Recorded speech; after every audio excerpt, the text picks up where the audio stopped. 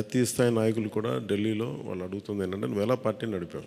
Party నడపడం మాకు తెలుసు కదా, అధికారం ఒక గుర్తింపు ఉన్న జాతీయ స్థాయి పార్టీలో ఉండి అసలు అధికారం లేకపోతే ఎంత కష్టమో మాకు తెలుసు. అలాంటిది మీరు not even recognized party, just registered party, మీరు ఎలా సస్టైన్ చేశారు ఇంతకాలం?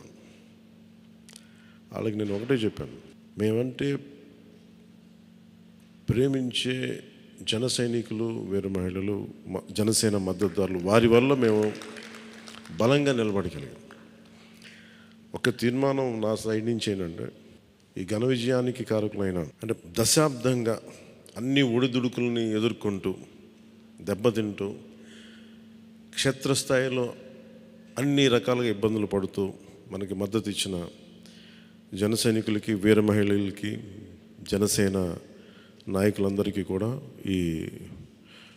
వారికి నా మనస్ఫూర్తిగా నా అభినందనలు తెలియజేస్తూ ఉన్నాను. మీరు లేకపోతే ఈ రోజున ఈ విజయం ఉండేది కాదు.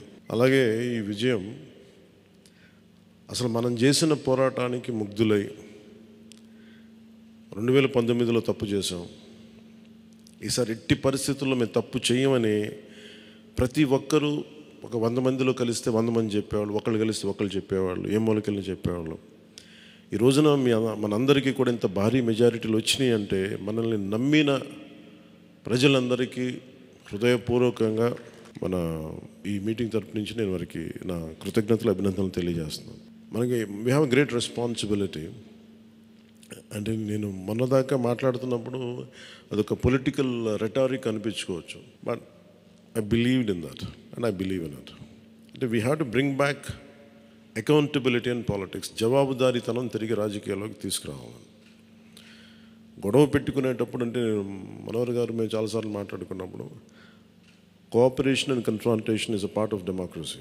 సహకారం, సంఘర్షణ, ఎప్పుడు సహకరించాలి, ఎప్పుడు సంఘర్షించాలి అనేది అది ఆ సమస్యలను బట్టి వాటిని బట్టి. అంతేగాని ప్రతిసారి పోయినసారి ప్రభుత్వానికి కూడా చెప్పాను, మేము చాలా కన్స్ట్రక్టివ్గా ఉంటామని వాళ్ళకి అర్థం చేసుకోలేదు నా మాట, నా డెమోక్రటిక్ స్పిరిట్ని వాళ్ళు అర్థం చేసుకోలేదు ఆ రోజున. అలాగే ఇది కక్ష సాధింపులకి సమయం కాదు. ఇది ఇంత ఘన విజయం ప్రజల నిర్మాణానికి, లేదంటే వారికి అభివృద్ధికి, వారి అభ్యున్నతికి తప్ప ఇది ఒక వెండెట్ట గేమ్ కానీ, లేదంటే పగా ప్రతీకారాలు తీర్చుకోవడానికి గతంలో ఇలా చేశారు కదా మనం ఇలా చేయాలి, అలాంటి ఆలోచన ధోరణిని దయచేసి మనందరం దాన్ని ఎంకరేజ్ చేయకండి దయచేసి దాన్ని. అలాగే చాలా చాలా క్షేత్రస్థాయిలో ప్రతి ఒక్కరూ అందుబాటులో ఉన్నాం, నాతో సహా. ఈరోజున జాతీయ స్థాయిలో మరి మనం సాధించిన విజయాలు కూడా చెప్పుకోవాలి. చాలామంది పొలిటికల్ పార్టీ ప్రారంభించారు, మూసేశారు భారతదేశం మొత్తం మీద. ఈవెన్ ఫ్రమ్ పంజాబ్ నుంచి ఎవరు వచ్చి మాట్లాడుతున్నారు, వాళ్ళ అకాలీదళ్ ఫ్యాక్షన్ ఒకటి. మా నాన్నగారు స్టార్ట్ చేశారు, మేము స్టార్ట్ చేసి ఇనిషియేట్ చేసి ఆఫ్ చేసేసుకోవాల్సి వచ్చిందని. మన ఎన్నికలకి మనం సాధించింది from a registered political party నుంచి రికగ్నైజ్డ్ పొలిటికల్ పార్టీ. అండ్ రెండు, నెవర్ బిఫోర్ ఇన్ భారత్ పోటీ చేసిన అన్ని స్థానాల్లో భారీ మెజారిటీలతోటి గెలుపొందటం, 100% స్ట్రైకింగ్ రేట్, 100%. అంటే మన మీద ఎంత విశ్వసనీయత ఉంది, అంటే ఎంత విశ్వాసం ఉంది ప్రజలకి, ఎంత నమ్మారు,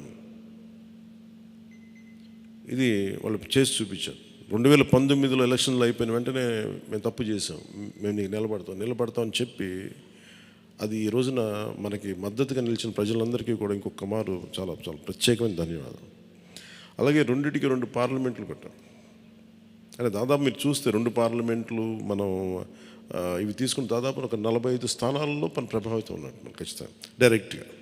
అలాగే మన టీడీపీ, మన ఎన్డీఏ కూటమిలో మిగతా పార్టీల విజయానికి కూడా మేము ఎంత బలంగా నిలబడ్డామో మీ అందరికీ తెలుస్తుంది. ఓట్ ట్రాన్స్ఫర్ ఎంత బాగా జరిగిందో, ఫస్ట్ టైం చాలా అవేకెండ్ ఓటింగ్ జరిగింది, చాలా రెస్పాన్సిబుల్ ఓటింగ్ జరిగింది. వీళ్ళందరూ న్యూ జనరేషన్. అసలు యువత ఎంత నమ్మారంటే, అర్ధరాత్రి వాళ్ళకి 12 అయినా కానీ 11 అయినా కానీ ఆ ఎండలో మండుటెండలో నిలబడి మధ్యాహ్నం నుంచి వాళ్ళ క్యూలు, వాళ్ళకి వంతు చివరికి అలా నిలబడి మరి ఓట్లేసి, అంటే ఇవన్నీ చాలా చాలా బాధ్యతనిచ్చాయి. అలాగే ఈరోజు మనం మాట్లాడుకున్నప్పుడు కూడా రేపు మన పవర్ షేరింగ్ ఏంటి, ఇవన్నీ కూడా మీకు తెలియజేస్తాను. ఇది మన ప్రతి ఒక్కరికి నా ఉద్దేశం మనందరం అందుబాటులో ఉండాలి. అది మీరు మనందరం కలిపి ఒక సమిష్టిగా ఒక నిర్ణయం తీసుకుందాం, ఒక కమిటీగా ఏర్పడి ఎన్ని రోజుల్లో మనం నియోజకవర్గంలో అందుబాటులో ఉండాలి. అలాగే ప్రభుత్వానికి సంబంధించి సమస్యలకు సంబంధించి ప్రజలకి ఎంతంత ఏ అవసరాలు ఉంటే మనం ఎలా అనుసంధానం చేసుకోవాలి మిగతా మన ఎన్డీఏ పార్ట్నర్స్ తోటి. అలాగే కేంద్రంలో ఇప్పుడు మనకి చాలా చోట్ల మన నియోజకవర్గాల్లో బ్రిడ్జ్ ఒక్కోసారి ఓవర్ బ్రిడ్జెస్ కానీ ఇవన్నీ కేంద్ర పరిధిలో ఉంటాయి. అవన్నీ మీరు చేయాల్సింది అంటే మన నియోజకవర్గపు సమస్యలు ప్రాధాన్యత అంటే యాజ్ పర్ ప్లీజ్ ప్రయారిటైజ్ చేసి మనం కొన్ని కేంద్రం ద్వారా జరిపించాల్సినవి ఉంటే అది చేద్దాం. అలాగే ఇది మనం దేనికోసమైతే నిలబడ్డామో మాట ఇచ్చామో వాటికి నిలబడతాం. అలాగే పాలకొండకి మనం వెళ్ళినప్పుడు అక్కడ ఏనుగులు వచ్చి పంట పొలాలు ధ్వంసం చేస్తాయి. ప్రతి చిన్న చిన్న సమస్య. అలాగే irrigation projects, minor irrigation projects వీటికి చాలా తక్కువ నిధులతోటి 20-25 కోట్లతో అయిపోయే పనులు చాలా ఉన్నాయి. అండ్ మేజర్గా మన ఎలక్షన్స్లో మనం చెప్పింది విద్య, వైద్యం, ఉపాధి, సాగునీరు, తాగునీరు అండ్ లా అండ్ ఆర్డర్. ప్రజల మాన ప్రాణ ఆస్తుల సంరక్షణకి మనం చాలా చాలా జవాబుదారీతనంగా ఉండాలి. అలాగే మనకిచ్చింది ఇది, ఎందుకంటే నెక్స్ట్ జనరేషన్ వచ్చింది, అది మనందరం అర్థం చేసుకోవాలి. పాత తరం రాజకీయాల్లాగా కూర్చోబెట్టి మన పవర్ని ఎక్సర్సైజ్ చేస్తామంటే కుదరదు. ఎందుకంటే ప్రజలు ఎంత మద్దతుగా నిలబడ్డారో వాళ్ళు అంతే బలంతో మనం నిలదీయగలరు. అది మనం దయచేసి మర్చిపోతుంది. నాతో సహా నేను మర్చిపోదాన్ని. అందుకని లెటర్స్ బి వాళ్ళు ఒకసారి కోపంతో ఒక మాట మాట్లాడినా అసహనంతో అది మనం భరించాలి తప్ప. అలాగే విమర్శించేటప్పుడు కూడా దయచేసి అది పర్సనల్ అటాక్స్ ఎవరికి కలగండి. వాళ్ళు మీరు చూశారు కదా, పోయినసారి ఆయన గత ప్రభుత్వాన్ని హ్యాండిల్ చేసిన ముఖ్యమంత్రి గారు ఎన్ని మాట్లాడి నేను ఎందుకు స్పందించలేదు వ్యక్తిగతంగా అంటే అది ఆ ప్రెసిడెంట్ ఆపేద్దామని మనం ఎక్కడ చేయాలి. అలాగే పార్టీ ఒకటి మనందరూ చేయాల్సింది ఒకటి టైమ్స్, ఒకటి పంక్చువాలిటీ, సరైన సమయానికి రావడం. మీరు కావాలంటే గంట ముందు రండి. నైట్ 1:30, 2:30 అని పడుకునేటప్పటికి. ఎందుకంటే ఇది మనం 5 సంవత్సరాల కాలాన్ని ఎంత సద్వినియోగం చేసుకోగలం దాని మీద ఆధారపడి ఉంటుంది భవిష్యత్తు. దయచేసి మనందరం నియమావళిని పాటిద్దాం.